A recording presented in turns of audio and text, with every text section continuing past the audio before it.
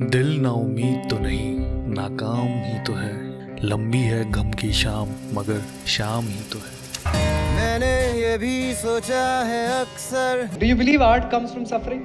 No, I don't think so. I think suffering can come from art though. Rockstar बनाने से पहले तक इम्तियाज अली का ये मानना था कि आर्टिस्ट बनने के लिए स्ट्रगल के थ्रू पेन का महसूस करना जरूरी है। पर ये ख्याल था तो काफी अच्छा, लेकिन ये ठीक वैसा ही है जैसा आप किसी चीज को पाना चाहते हैं। जिस पल आप उस चीज को पा लेते हैं, उसके बाद वो चीज आपको इतनी नॉर्मल लगती है, फिर आपको लगता है कि ये क्या ही था। मुझे लगता है इम्तियाज के साथ भी ठीक ऐसा ही हुआ है। रॉकस्टार बनाने के बाद उनको लगा कुछ भी हो सकता है, आप आर्टिस्ट किसी भी तरीके से बन सकते हैं। यहाँ तक कि रणबीर कपूर ने भी दर दर की ठोकरें खाने वाले स्ट्रगल्स नहीं देखी हैं। असल जिंदगी में वो अच्छे खासे पॉश बैंड्रा बॉय रहे हैं। इसके बावजूद हमारे देश के अव्वल दर्जे के आर्टिस्ट हैं। बाकी दिल तो टूटा ही होगा रणबीर का, इतना तो मैं मान ही सकता हूँ।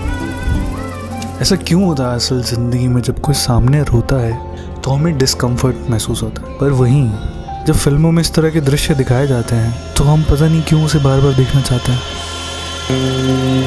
खुसरो दरिया प्रेम का उल्टी वाकी धार, जो उतरा सो डूब गया, जो डूबा सो पार। जैसे कि इम्तियाज अली ने खुद कहा है, love stories aren't about love, they are about what happens to people when they are in love. वो अपनी फिल्मों में लगातार ये दर्शाते रहे हैं कि किस तरीके से प्यार आखिरी मंजिल नहीं है, बल्कि प्यार ही रास्ता है। हाँ, तो फिल्मों में क्यों लगता है दर्द इतना खूबसूरत? क्योंकि जैसे ही बैकग्राउंड म्यूजिक आता है वहीं आंसू खूबसूरत लगने लगते हैं, क्योंकि म्यूजिक पेन को ऑर्गेनाइज करता है। Music gives structure to chaos, और हिंदी सिनेमा ने दर्द को कभी छुपाया नहीं।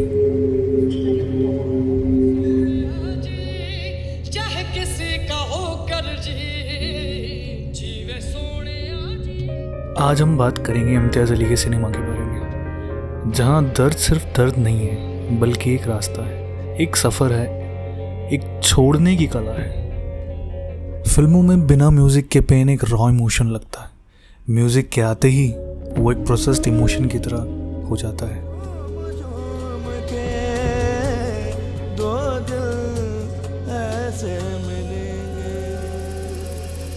जैसे minor scale compositions create melancholy.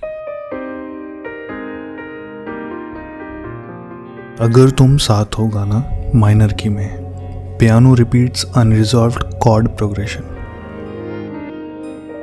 Melody drops downward frequently. तभी तो इस गाने को सुनने के बाद ऐसा लगता है रेजोल्यूशन है ही नहीं। माइनर स्केल हमारे दिमाग को इशारा करते हैं कि ये कहानी ख़त्म नहीं हुई है, अभी कुछ है इमोशनली जो बाकी रह गया है।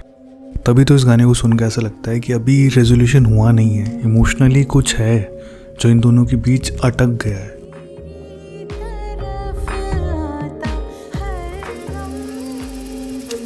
रॉकस्टार का गाना जो भी मैं ले लीजिए,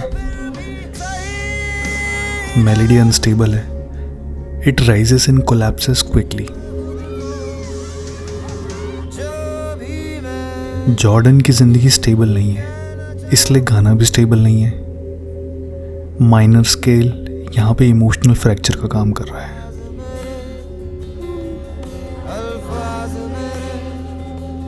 इसमें किस तरीके से गिटार की डिस्टॉर्शन हारमोनी को टेंशन देती है।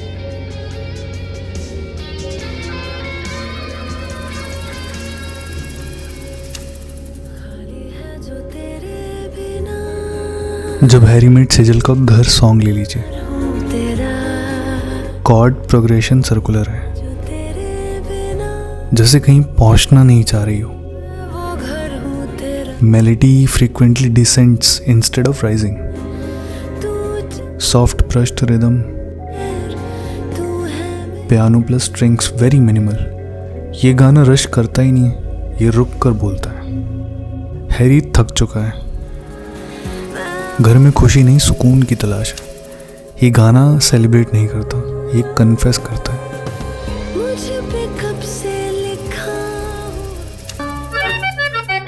राज कपूर का सिनेमा यूनिवर्सली बहुत रिलेटेबल माना जाता था। जबकि वो इतना दुख, स्ट्रगल, गरीबी दिखाते थे। क्योंकि like Chaplin, Raj Kapoor made sorrow smile on screen. वहीं इम्तियाज़ अली अपने कैरेक्टर्स के पेन को, इमोशंस को इंटरनल रखते हैं और हम एज ऑडियंस उसको देख के यही महसूस कर पाते हैं कि वो जूझ रहा है और वो किस तरीके से उन इमोशन से बाहर निकले।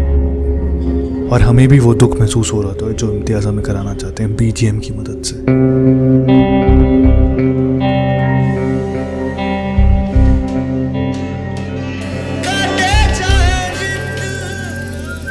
बुल्ले शाह ने कहा है, बुल्ला की जाना मैं कौन। ये लाइन सिर्फ कंफ्यूजन नहीं है, ये ईगो का ब्रेकडाउन है। पहचान टूट रही है और टूट कर ही कुछ नया बन सकता है। अब वीरा को ही देख लीजिए हाईवे में, जब वो आखिरी गाना आता है, हीरा। हीरा तब चमकता है जब उस पर प्रेशर पड़ता है। वीरा का ट्रॉमा उसका प्रेशर है। इस गाने में मिनिमल इंस्ट्रूमेंटेशन है, सॉफ्ट प्रोग्रेशन, वॉइस में हल्का सा रिवर्ब, जैसे याद की आवाज़ नॉस्टैल्जिया क्रिएट करता है। ये गाना स्क्रीम नहीं करता, हील करता है। वीरा टूट कर पहली बार सच बोलती है और वही उसकी आज़ादी है। यहाँ फैज़ अहमद फैज़ की एक लाइन याद आती है, और भी दुख हैं ज़माने में मोहब्बत के सिवा, राहतें और भी हैं वसल की राहत के सिवा, मुझसे पहली सी मोहब्बत मेरी महबूब न मांग। पेन सिर्फ रोमांटिक नहीं होता, वो कई बार सच का दरवाज़ा भी होता है। वीरा के लिए उसने यही काम किया। अब सवाल फिर से, अगर दर्द इतना भारी है तो स्क्रीन पर इतना खूबसूरत कैसे लगता है? क्योंकि सिनेमा पेन को ऑर्गेनाइज करके दर्शाता है। रियल लाइफ में ट्रॉमा क्योटिक होता है, फिल्म में structured. Music, lighting, framing, production design, costume, hair, makeup मिलाकर दर्द को इतना एस्थेटिकली प्लीजिंग बना देते हैं कि जब हीरा जैसा गाना बजता है जो slow tempo, minor tonality incompletion create करती है, लॉन्ग पॉजेस रिफ्लेक्ट करते हैं स्पेसेस को, और जब पेन को रिदम मिलता है वो अनबियरेबल नहीं रहता। देखिए, इम्तियाज़ अली ने कभी आंसुओं को छुपाया नहीं है। वो पहाड़ों पे, खुले रास्तों पे लेके जाते हैं और इंटरनल फ्रीडम को मेटाफर की तरह इस्तेमाल करते हैं। इसीलिए ऑडियंस को भी लगता है कि मैंने भी कभी ऐसा फील किया है और पेन रिलेटेबल हो जाता है।